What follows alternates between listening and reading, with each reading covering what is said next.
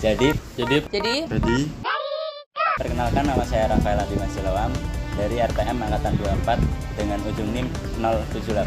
Perkenalkan, nama gue Galan Wiraguna dari RPM 24 dengan NIM 069. perkenalkan nama aku Eli Samoresa Sarah berasal dari RPM 24 dengan NIM belakang 042. Perkenalkan, nama saya Muhammad Arif Nurul Anam, RPM 24, NIM 087. Kami dari kelompok 5 akan mempresentasikan hasil dari proyek Simulink yang kami kerjakan, yaitu sistem penerangan otomatis menggunakan Simulink itu sendiri. Jadi yang pertama-tama, pengertian sistem penerangan otomatis itu apa sih? Jadi sistem penerangan otomatis adalah teknologi yang menggunakan sensor untuk mendeteksi kondisi cahaya. Teknologi ini memungkinkan lampu menyala atau mati secara otomatis tanpa intervensi manual. Sistem ini mengandalkan logika kontrol berbasis nilai ambang cahaya tertentu, dan dengan sistem ini efisiensi dan kenyamanan dalam penggunaan lampu dapat ditingkatkan. Untuk poin kedua, relevansi dan pentingnya sistem. Penerangan manual seringkali menyebabkan pemborosan energi karena lampu tidak dimatikan saat tidak diperlukan. Sistem otomatis mengatasi permasalahan tersebut dengan menyesuaikan cahayaan berdasarkan kebutuhan aktual. Dalam skala besar seperti jalan raya atau taman, penerangan otomatis membantu mengurangi biaya operasional.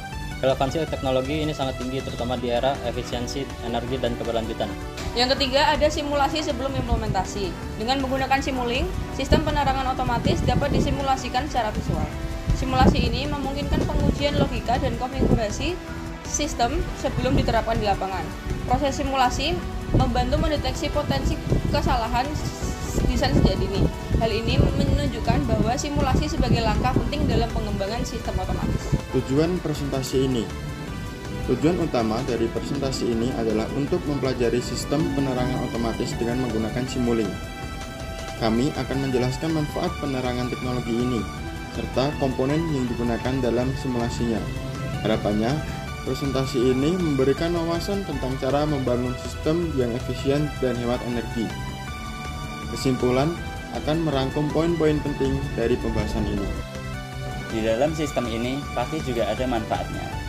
Manfaat yang pertama yaitu penghematan energi. Sistem ini memastikan lampu hanya menyala ketika dibutuhkan, sehingga mengurangi konsumsi energi. Dengan cara ini, energi tidak terbuang percuma saat cahaya alami sudah mencukupi. Manfaat ini menjadi signifikan dalam penerangan skala yang besar, seperti di jalan raya atau fasilitas umum. Selain itu, penghematan energi juga berdampak positif pada pengurangan emisi karbon.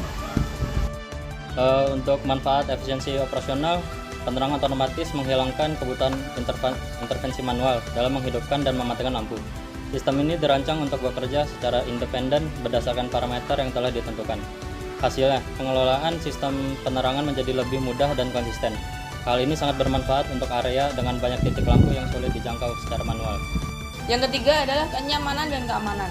Lampu otomatis memberikan kenyamanan, terutama pada malam hari, dengan memastikan area selalu terang saat dibutuhkan. Selain itu, sistem ini membantu meningkatkan keamanan di tempat-tempat yang rawan gelap. Dengan pencahayaan yang tepat waktu, resiko kecelakaan dan kejahatan dapat diminimalkan. Sistem ini cocok diterapkan di rumah, gedung, perkantoran, hingga jalan umum. Yang keempat, mendukung keberlanjutan. Penggunaan energi yang lebih bijak berkontribusi pada tujuan keberlanjutan global.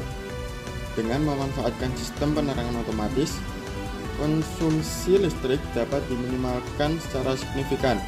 Selain itu, sistem ini dapat dikombinasikan dengan sumber energi terbarukan, seperti panel surya.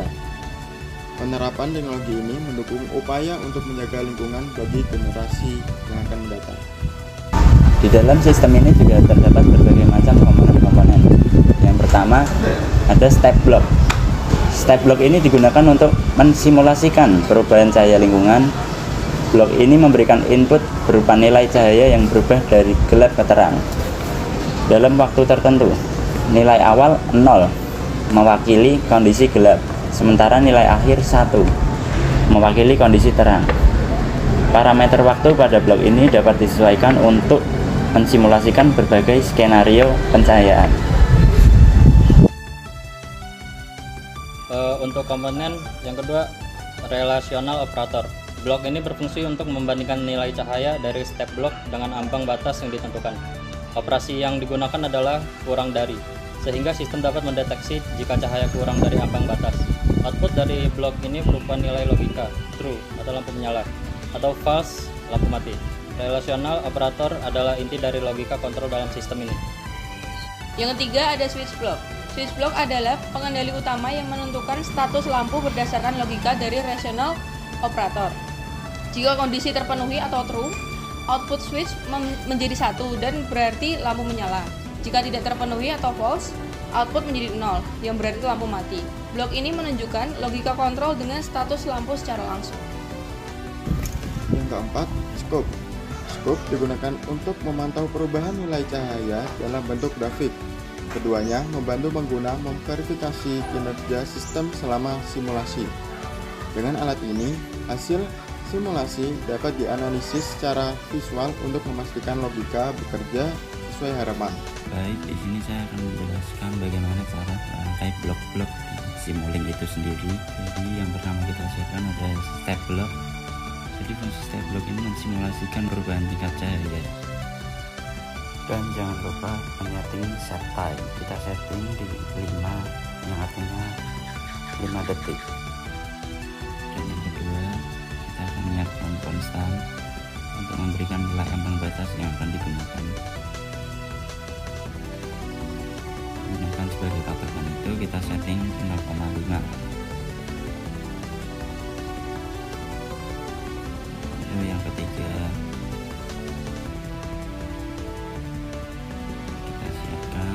relational operator block. Jadi fungsi relational ini sudah disebutkan bahwa fungsi blok ini untuk membandingkan nilai sensor dengan ambang batas. Kita sambungkan dari, ya jangan lupa kita setting.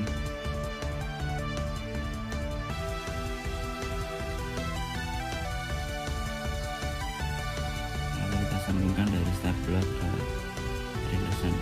relational operator block tersebut dan constant block ke relational operator tersebut.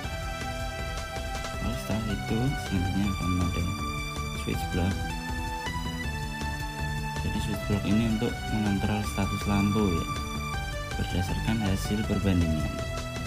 Nah di sini kita setting 0,5. Jadi ketika nilai ambang batas itu lebih dari 0,5, ketika true lebih dari 0,5, maka kita akan tambahkan blok konstan ini dengan nilai 1. 1 melambangkan lampu hidup.